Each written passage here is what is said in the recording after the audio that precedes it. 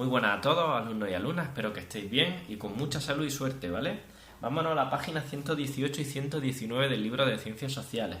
Vamos a ver cómo se formaron los reinos cristianos. Debemos de recordar que los musulmanes llegan en el año 711, ¿vale? Cruzan el estrecho de Gibraltar y a partir de ahí van a invadir con sus ejércitos todo lo que conocemos hoy día como España y Portugal, ¿vale? Pues bien, lo que hacen es que los cristianos que vivían se tuvieron que replegar al norte, ¿vale? A lo que hoy día conocemos como Asturias, ¿vale? Por eso el primer reino que van a hacer de todo es el reino de Asturias. Y del reino de Asturias saldrá una separación que es el reino de León. Todo esto coincide, si veis un mapa de España actualmente, con las provincias y con las comunidades autónomas, con terrenos que existen, como es Asturias, ¿vale? Que existe, evidentemente, una comunidad autónoma, o como la provincia de León, que ahora quieren ser una comunidad aparte. ¿Vale? Y con el paso del tiempo, para hacerlo más fácil que lo podáis entender, digamos que los cristianos desde Asturias hacia abajo van a empezar poquito a poco a reconquistar el terreno a los musulmanes. Todo esto ocurre en un periodo estamos hablando de que comienza con 711 y que va a acabar en el 1492, es decir, todo esto es muy lento.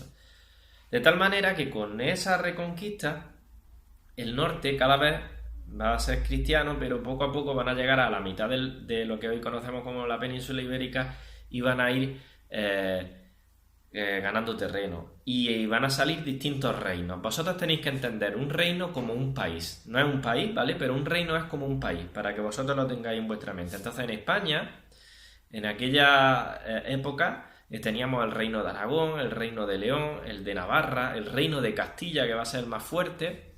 Teníamos los condados de Aragón, el condado de Cataluña. Es decir, España no es como hoy, que está unida, entre comillas, sino que estaba realmente dividida casi como si fuesen en distintos países. El reino de Portugal también, ¿vale?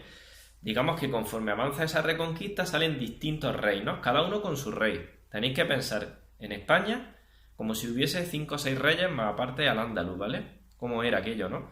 El reino de León, el reino de Navarra, el reino de Portugal, de Castilla, todo eso, ¿vale? Y muchas veces en esos reinos, para que entendáis un poco la película, pues lo que pasaba es que hacían alianzas. ¿Cómo hacían esas alianzas? Pues decían, oye, vamos a ponernos de acuerdo que somos todos cristianos, de la misma religión, y vamos a conquistar a los musulmanes, ¿vale? Entonces hacían esas... y muchas veces se peleaban entre ellos, a pesar de que eran cristianos, pues tenían guerra y rencilla entre distintos reinos cristianos y se daban de palos, ¿vale?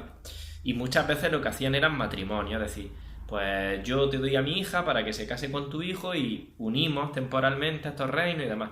Todo, de hecho, por ejemplo, vosotros os sonará Fernando e Isabel, que precisamente fue un matrimonio que lo que hizo fue unir el reino de Castilla y el reino de Aragón, que eran los más potentes, para finalmente conquistar el reino de Granada. Bueno, pues de esas uniones la más importante fue la que ocurrió en el año, en concreto 1212, porque es efectivamente, cuando se produce la batalla de las Navas de Tolosa. Las Navas de Tolosa está en el norte de Jaén. Cuando vosotros vayáis a Madrid, os daréis cuenta de que siempre hay un cartel grande que pone muchas veces las Navas de Tolosa, las Navas de Tolosa. Allí es donde ocurrió una batalla tipo Señor de los Anillos, bestial. De hecho, a día de hoy, si todavía se sigue escarbando en la zona, se siguen encontrando puntas de flecha, espada y demás de aquella batalla. Y ahí es donde, digamos, que los cristianos rompieron con el bloqueo natural que tiene el paso desde Despeñaperros en Andalucía. Lo que separa Andalucía del resto de España es Despeñaperros, que es por donde pasa ahora mismo la autovía, que es, digamos, una serie de montañas muy difíciles de atravesar y que eso hacía como si fuese una fortaleza natural para proteger Andalucía. Pues ahí los cristianos rompieron las defensas de los musulmanes y pudieron ya finalmente invadir casi todo lo que quedaba de los musulmanes. Es decir, prácticamente toda la parte de Andalucía que hoy es Sevilla, Cádiz y Huelva, y Córdoba también, ¿vale? Y parte de Jaén.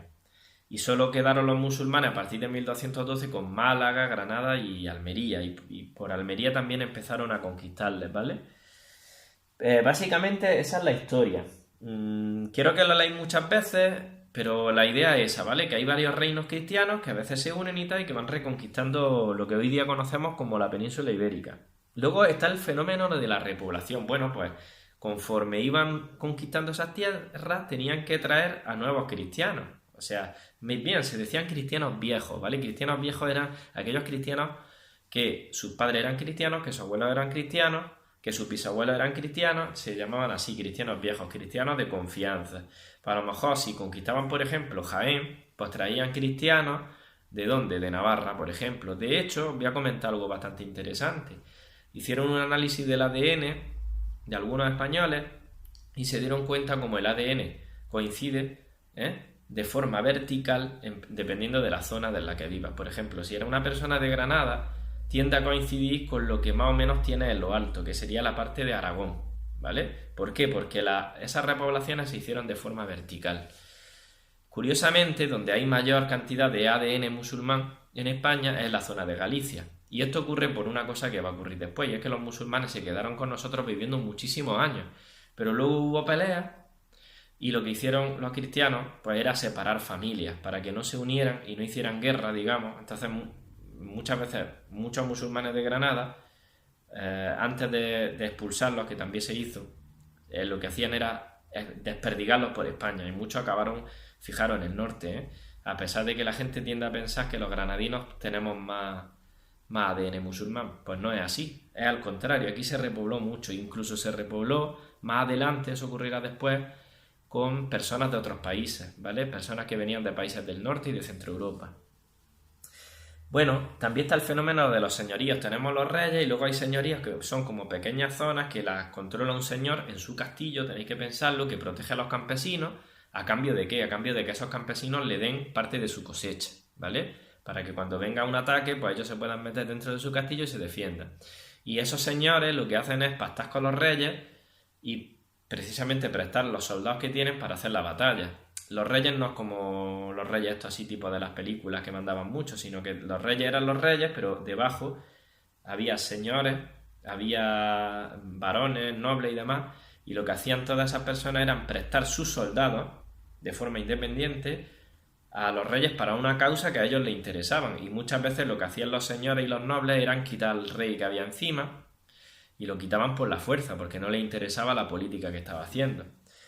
Luego tenemos que la sociedad cristiana se divide en tres estamentos, ¿no? Que sería la nobleza, que es de lo que estoy hablando, que son los señores, los varones, los condes, los duques, que son personas que tienen tierra, en esas tierras viven campesinos, ellos suelen tener un castillo, y lo que hacen es eso, es dejar que dejen usar ese castillo en caso de invasión a los campesinos para que se defiendan, pero a cambio tienen que pagar impuestos, que generalmente era parte de la cosecha y cosas más allá, por tanto era una sociedad muy desigual. Luego teníamos al clero, que serían pues los sacerdotes, obispos, demás que se dedicaban al tema de la religión, que también había que darle a ellos el diezmo. El diezmo viene de 10, es decir, había que darle el 10% de la producción que se hacía en un terreno agrícola a la iglesia, ¿vale?